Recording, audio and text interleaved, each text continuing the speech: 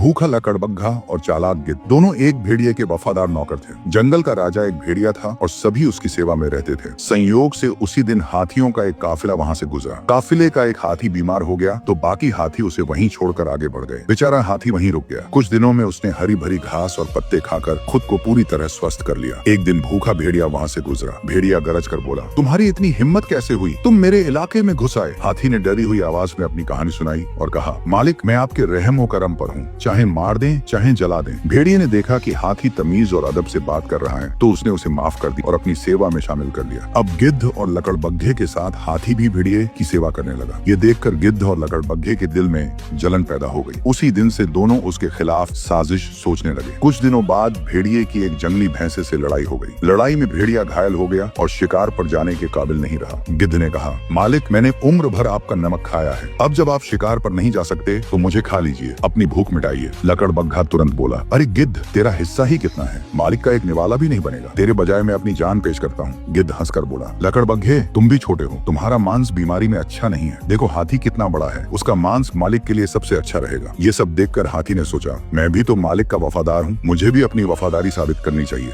वे आगे बढ़कर बोला, मैं तैयार हूँ, मैं बड़ा जानवर हूँ और मेरा मांस बीमारों के लिए भी फायदेमंद है। अचानक लकड़बग्घा और गिद्ध बोले, वाह हाथी, वफादारी तो तुमने खूब निभाई है, अब इस बीमारी में तुम्हारा मांस ही सबसे ज्यादा फायदा देगा। बेचारा हाथी उनकी चाल देखकर हैरान रह गया। तभी दोनों उस पर टूट पड़े। कुछ ही पलों में उसका मांस नोच डाला गया और हाथी, जिसने वफादारी निभाई थी, उन्हीं के हाथों मारा गया। सीख, सादगी अच्छी होती है लेकिन अंधा भरोसा खतरनाक होता है।